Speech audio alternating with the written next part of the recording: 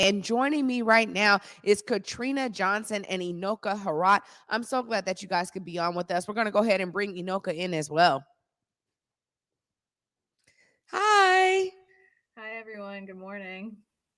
Yes, good morning. Thank you guys so much for joining me. We were talking a little bit. You've been doing a phenomenal job. I'm sure Charlena is just looking down with love about all the work that you have done to keep holding our elected officials accountable and to continue to press. You're here to tell us about two bills we all need to be mindful of.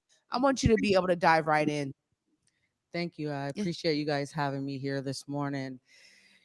Unfortunately, after all that great legislation and those police reform bills that we got passed last year, we have two bills, 2037 and House Bill 1788, that are really taking us back.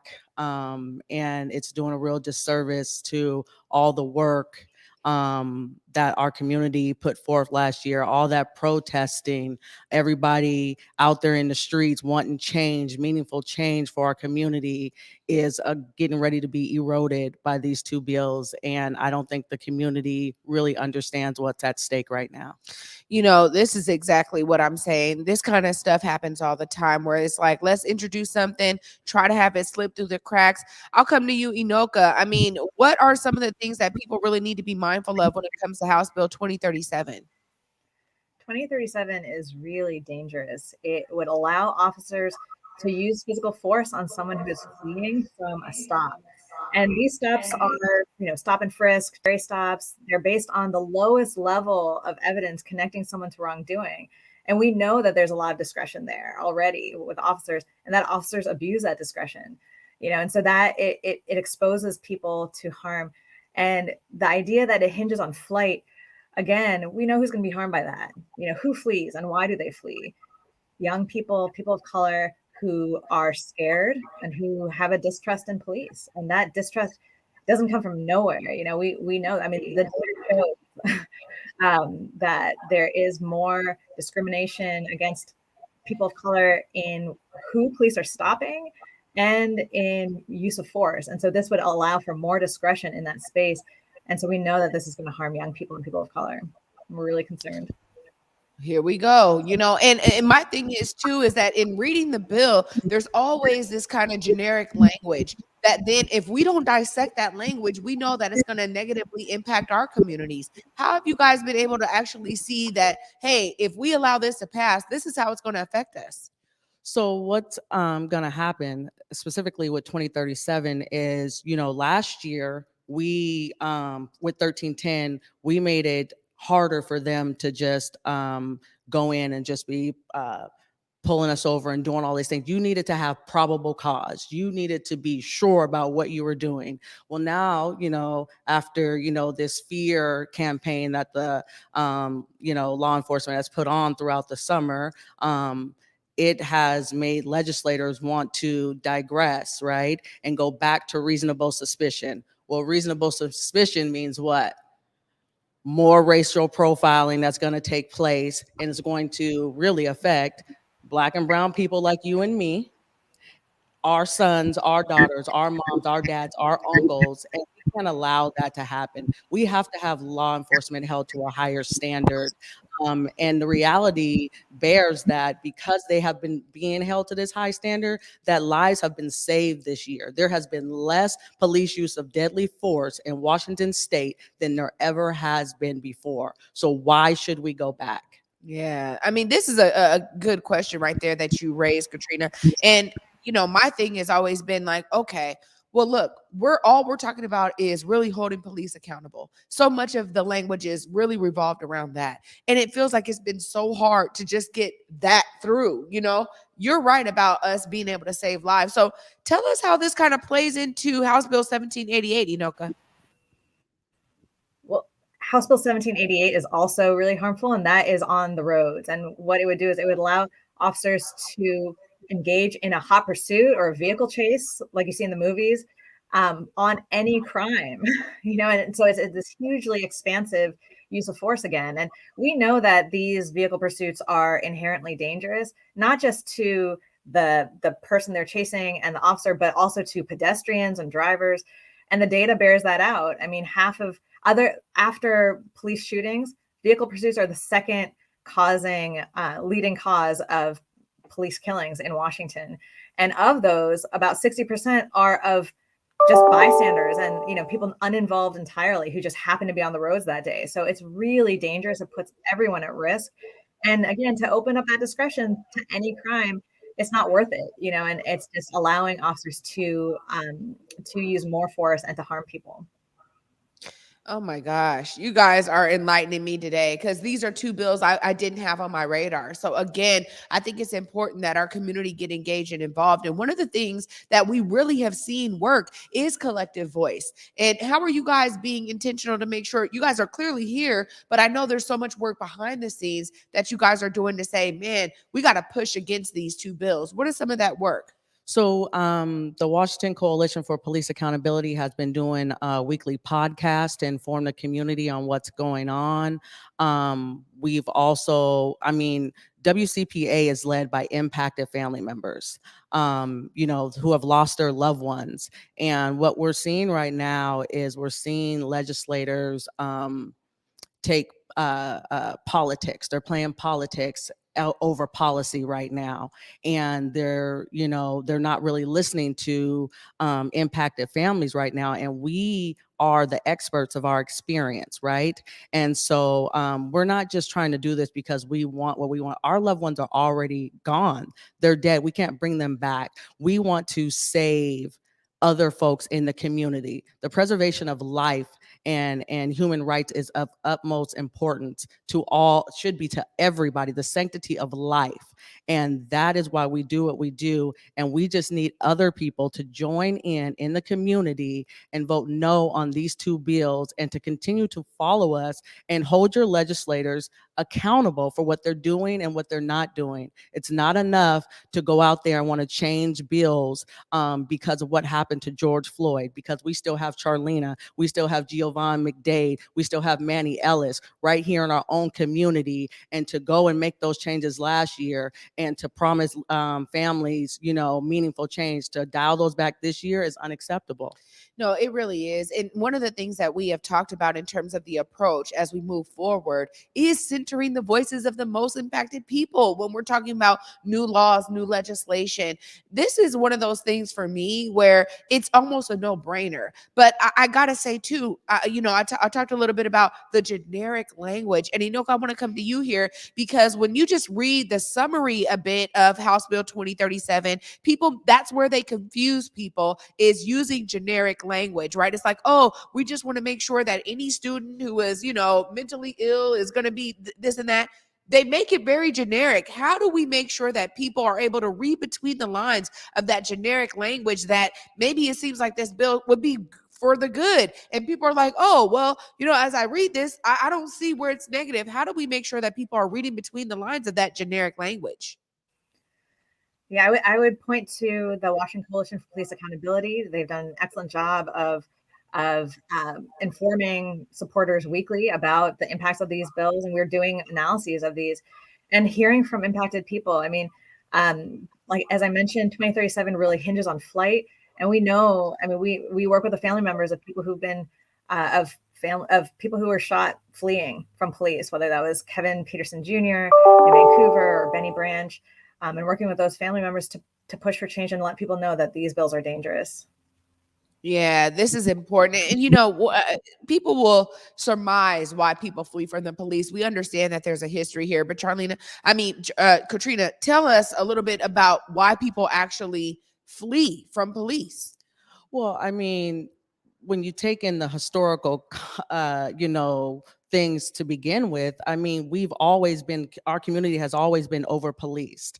It's never been an officer friendly situation for us. And so anytime those lights come on, I'm licensed, insured, and everything, and my heart still starts racing, right? Because I don't know what that encounter is going to be like. I don't know if they're having a bad day and I might not make it through it, even if I do comply with everything that they're saying. And so that is why we flee. We flee because we're scared. because we don't know what's going to happen on a routine traffic stop, or you want to just come walk up and talk to us and things like that. Those things are resulting across the nation in Black and brown people and indigenous people dying. Everyday routine encounters. Everyday routine encounter. And you know what? You are so right, Katrina. We've seen it time and time and time again. Even when you try to do everything right, there still is that fear on the other side. It is something that we cannot deny at this point, which for me is why I understand you guys doing this work. And let me just say thank you to both of you and to everybody really involved in spreading the word about this so that we can understand what we can do in community. Enoka, last question for you here. I want to hear from your perspective with regard to they do a splitting up of the language, right? We see some things over here in 2037, we see other things over here in 1788, and I'm so glad that you guys have done the work to connect the two. How can community be more engaged in terms of understanding that it's not just one thing over here, it's a multitude of things happening, and sometimes they try to break it up as another tactic. That is so true. And it is a lot to follow, and legislative session goes really quick. And so that's why we try to keep supporters up to date. We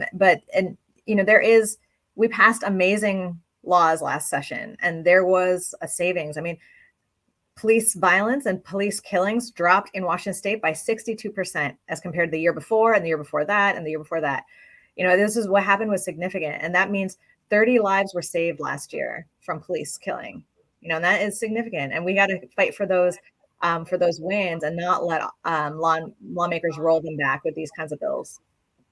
Yeah, sometimes it's the data that really tells the story, and we know that on both sides. We see that, right? But clearly right here to say that 62% because of all this accountability and really pressure from community, like you said, Katrina, it was people out in the streets. Yes, it was like, man, George Floyd lost his life and it just sparked something in so many people. But you talked about the lives right here, and that's why for us at Converge it's so important that we continue to say those names. I mean, this to me it's a no-brainer, but I'm coming to you now because we also know that when there's a short legislative session, we see our legislators try to really play it coy. Like they take the middle ground. They don't want to do anything that seems too bold because they know that it's going to be all this pushback. How do we deal with this, the politics of it all, as you talked about earlier, that we now have legislators playing that politics side? For me, I think it boils down to integrity, right? We know that it's an election year, but if you are a politician, you have to mean what you say what you mean, and just believe that your community is going to catch you. And I think that is what we should expect from them. And obviously, there is this pushback from law enforcement and all this, fear campaign that's going on, and our communities are not safe. But the data doesn't bear that out, right?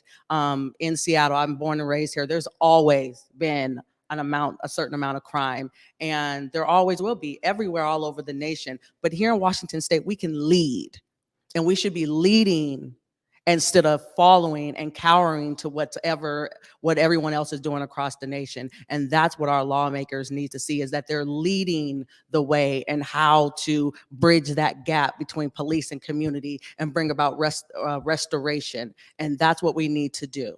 You're so right about it. And I mean, we've been talking about the rise in gun violence here, but we know that there is a root issue that needs to be dealt with. It isn't met with more policing, and that's going to solve the problem of the rise in gun violence. And I think people sometimes make a misnomer when we talk about, yes, across the nation, there is a rise in gun violence. It's not just happening here in Washington state. However, we understand that it's because root causes of that gun violence are not being met with real and sustainable solutions. Right. Which is poverty, inequity, racism. We have to get to those underlying root causes to be able to really address the situation. And make no mistake about it, police violence is also part of gun violence. Yeah. So you don't get to escape that, as well. And I think people need to take that into account as well. Well, I just appreciate you guys for enlightening me and our audience today. I'm now going to be following up with you guys for sure, trying to listen to those podcasts. I want you to look right in there and tell our audience and our community how they can stay engaged and involved in this effort and make sure that they are, informed and making informed decisions with regard to voting. I think following up with the Washington Coalition for Police Accountability, looking at our live streams. But right now, I need everyone in our community to vote no, sign in con on House Bill 1788 and House Bill 2037 so that we can continue to move in the way in which we ought to be moving. We need to continue to lead, and that's what I need from community. We have to continue to stand up. Yeah, 100%. Oh, wow. Enoka, let's bring Enoka back in. I want to make sure we say a proper goodbye. Really appreciate you and your insight today, everything that you've brought to this discussion. Thank you guys both for being here. This is so phenomenal that we have the opportunities to use independent Black-owned media to really shine a spotlight on these kind of issues, because otherwise they really slip through the cracks. So thank you guys both, man. I appreciate you guys. Thank Thank you you for so much having us. for making the time. Yeah. Thank you so much. Absolutely. This is something that's necessary, you all. And I want you guys to remember, I'm always saying, see yourself as part of the solution. We have the opportunity to utilize our voices on issues that really matter to us. And this is an issue that I know is important to all of you viewers out there, because we have a lot of people that put themselves on the front line during the protest movement to really hold police accountable. We have a lot of people that have already dealt with police brutality, abuse of power, all of the like, that makes us say, you know what, we don't need these two bills now to usher in more of that power. We do need to move in a way that we have seen with this 62% decrease in police gun violence and police deaths, police killings. For more than 50 years, we've been pressing for this. All before the civil rights era, they were saying, stop killing us, police. And here we are with the same issues. I encourage you guys to stay tuned and catch up with these guys here. She gave you the information, and honestly, just do the right thing. When you have the opportunity, make sure that you're involved and engaged in the civic process so that your voice can also wield collective power.